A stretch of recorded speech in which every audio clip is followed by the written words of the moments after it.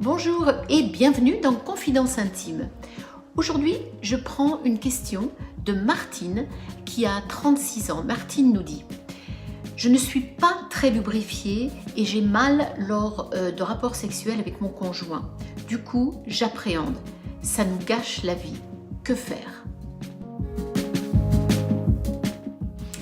Eh bien, Martine, sachez que vous n'êtes pas seule à souffrir de ce que l'on appelle la sécheresse vaginale, puisque 20% des femmes de 18 à 50 ans en souffrent de manière générale. Et ça, c'est hors ménopause. Lorsque les femmes arrivent à la cinquantaine, il y a un peu plus de soucis, donc du coup hormonaux, une baisse d'œstrogène en particulier, qui vont faire que la paroi vaginale va s'affiner et très souvent, un des symptômes classiques de la ménopause sera une sécheresse vaginale. Mais sachez que par ailleurs, 20% des femmes sont touchées par la sécheresse vaginale de 18 ans à 50 ans. Et vous avez par exemple 36 ans, donc voilà, vous faites partie de ces statistiques-là. Il est vrai que lorsqu'on souffre de sécheresse vaginale, eh bien, ça sera très sensible et ça peut être très douloureux lors de rapports. Alors, que faut-il faire? C'est ce que nous allons voir dans un instant. Eh bien, pour retrouver un peu de couleur dans sa vie, tout d'abord, pensez au désir. Le désir est la quintessence du plaisir et donc de la lubrification vaginale.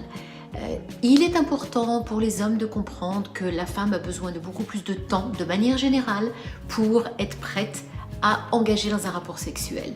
Donc pour être plus lubrifié, eh bien, il est clair qu'il y a une connexion directe avec l'anticipation, avec le désir qui va venir évidemment d'une anticipation mentale, mais surtout de stimuli physiques, que ce soit des caresses, que ce soit des jeux, etc. pendant un certain temps, ce qui va permettre à la femme d'être beaucoup plus prête et donc de lubrifier beaucoup plus naturellement. Donc attention, le désir, il faut un peu plus de temps, respecter cela chez la femme, c'est très important justement pour avoir un rapport sexuel beaucoup plus gratifiant. Lorsque par contre il s'agirait peut-être d'un souci pathologique ou au niveau d'une déficience ou de changements hormonaux, une autre solution très importante, en tout cas une clé importante, sera de communiquer. Communiquer avec votre conjoint. Expliquez-lui que ce n'est pas de sa faute, qu'il y a quelque chose à régler. Allez ensemble, faites cette démarche et allez voir un gynécologue ou votre médecin. C'est très important afin de voir avec lui ou avec elle quel traitement prendre pour justement régler ce petit dysfonctionnement. Donc faites-le ensemble, parlez-en ensemble, à travers la communication déjà, et tellement de choses sont résolues. Donc voilà la deuxième clé très importante. Pour la troisième clé, il va s'agir tout simplement d'une lubrification externe.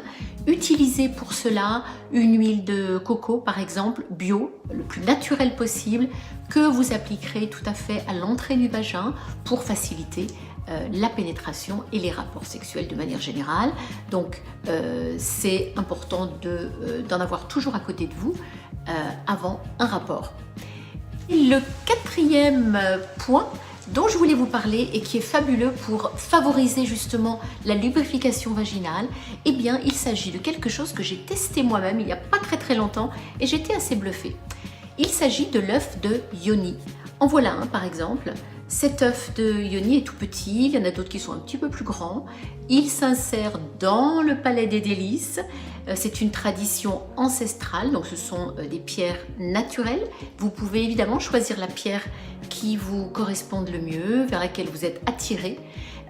Et je dirais de manière générale, la pierre la plus classique pour la femme sera le quartz rose par exemple, qui est la pierre de la femme par excellence. Donc ça peut être une très bonne idée de commencer avec un œuf de yoni de quartz rose. J'ai un code promo pour vous que j'ai négocié avec les propriétaires du site œufdeyoni.com.